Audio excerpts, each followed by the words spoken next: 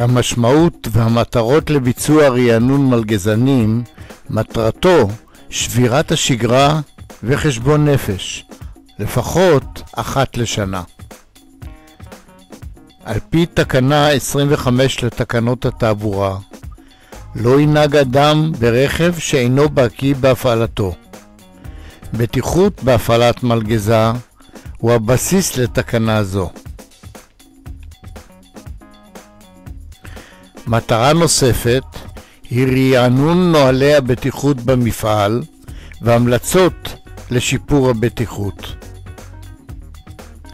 התאונות נגרמות תמיד בזמן ובמקום שאתה המלגזן לא צפית. זו גם ההזדמנות לשתף את כולם על תאונה או כמעט תאונה שקרתה במפעל או במקום אחר.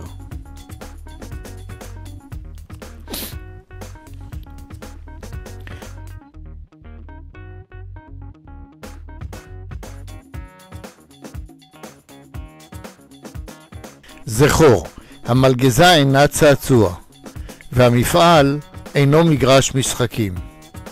אינך נוהג במלגזה כמו במכונית זהירה בלונה פארק. מכונית המשחק בנויה עם ריפוד כדי לעמוד בהתנגשויות. היא הופכת התנגשות לדבר בטוח ומבדח. כשנוהגים במלגזה בפראות, כמו במכונית משחק, או שמפקידים אותה בידי נהג לא מיומן, היא עלולה לגרום נזקים כבדים לחומרים ולמבנים, לפציעה ואפילו למוות.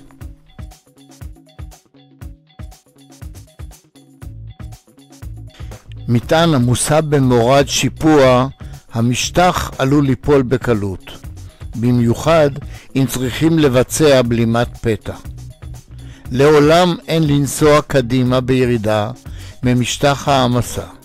יש לרדת תמיד לאחור. יש להפוך את הנסיעה לאחור בירידה להרגל גם כשאין מטען. לעולם לא להסתובב על משטח. המשטח עלול ליפול.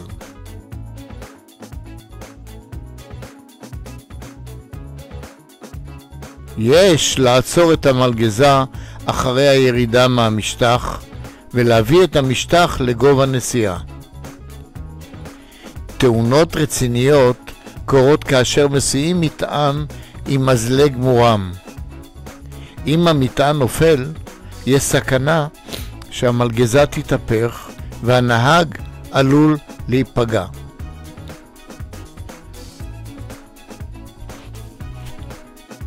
סוף מעשה במחשבה תחילה. מצב מסוכן אחר הוא כאשר המטען כבד מדי. המטען מחליק קדימה, המלגזה מתנדנדת, הנהג עלול לעוף. הסכנה של אובדן היציבות גדולה אפילו יותר כשמפעילים מלגזה מתכנסת. וכעת, כשהמטען מורם והתורן נמצא בחוץ, המלגזה לא יציבה. לעולם אין לבצע הטיה לאחור במצב כזה, ולעולם אין לנסוע לאחור כשהמטען מורם. פעולות אלה עלולות להפוך את המלגזה קדימה או הצידה. את המטען מרימים או מורידים כשהתורן מאונח.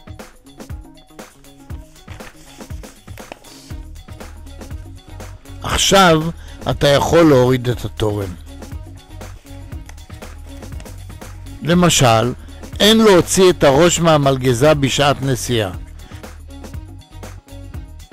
דבר זה נכון גם לגבי רגליים וידיים.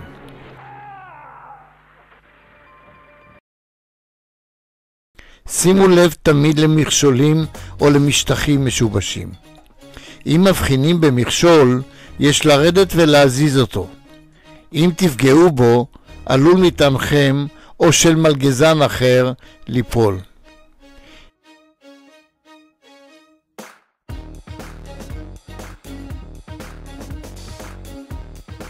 אם עוברים באזור בו נשפך שמן או אזור חלקלק, יש לטפל בכך מיד ולדווח על כך. זכרו שכאשר התורן נמצא בשיא הגובה, המלגזה נמצאת בשיא חוסר היציבות שלה. להוריד תמיד את המטען שהתורן מאונח לגמרי. לשים תמיד לב למכשולים אליים.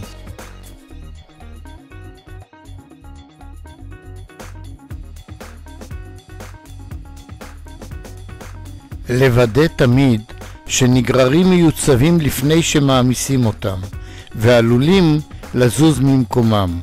חישבו, האם זה יהיה בטוח להעמיס עם מטען מלא? ודאו תמיד שגלגלי משאיות נעולים, ולפני שאתם עולים עליהם. ודאו גם שמשטחי הגישור או הרמפות מחוברים היטב למקומם. בדקו היטב גם אם לוחות הרצפה יציבים.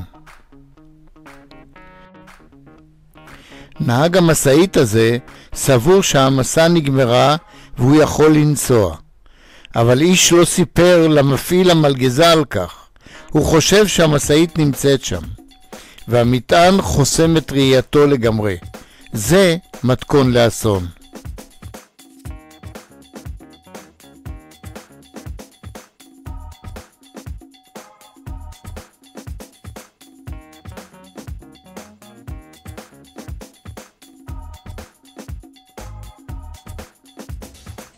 זכור, היגוי אחורי הוא בניגוד להרגלנו.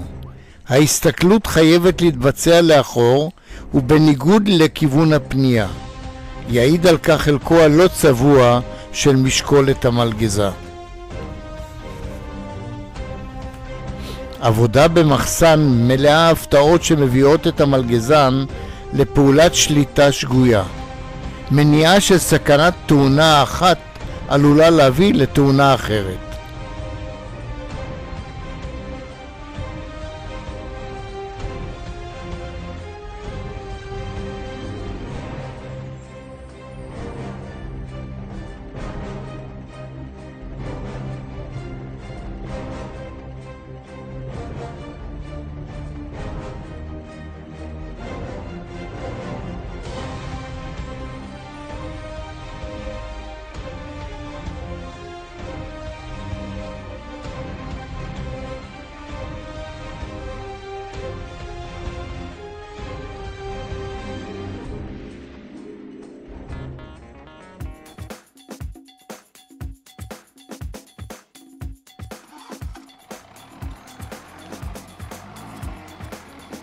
הפעם זה מכוון.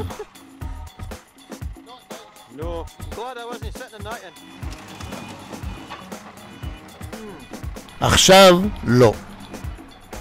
הפעם זה רק נזק. לא תמיד זה נגמר ככה. המלגזן הוא עם הנשק הטעון.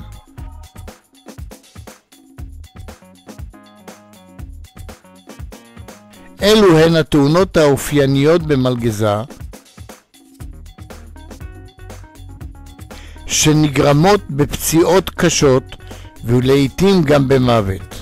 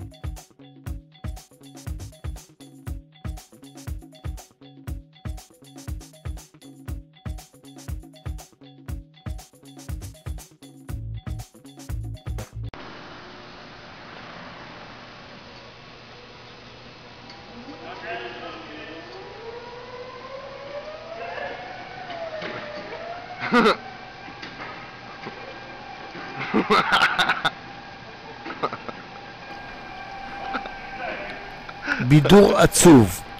עצור את התופעה לפני האסון. רגע של שעשוע ובכי של שנים.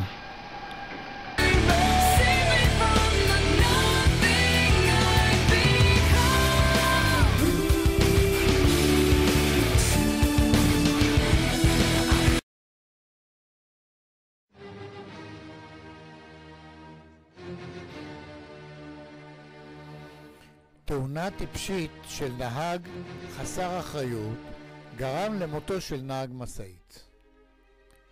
המלגזן פורק מטען ומשאיר את הקלשונים בגובה של כ1.5 מטר. המלגזן מחליט לרדת מהמלגזה לרגע ללא משיכת בלם היד. המחשבה השגויה של המלגזן קבעה ששטח המשטח ישר והמלגזה לא תזוז ממקומה. המלגזה מתחילה להידרדר וצוברת תאוצה. נהג המשאית העסוק במשאית בקרבת מקום נמחץ למוות.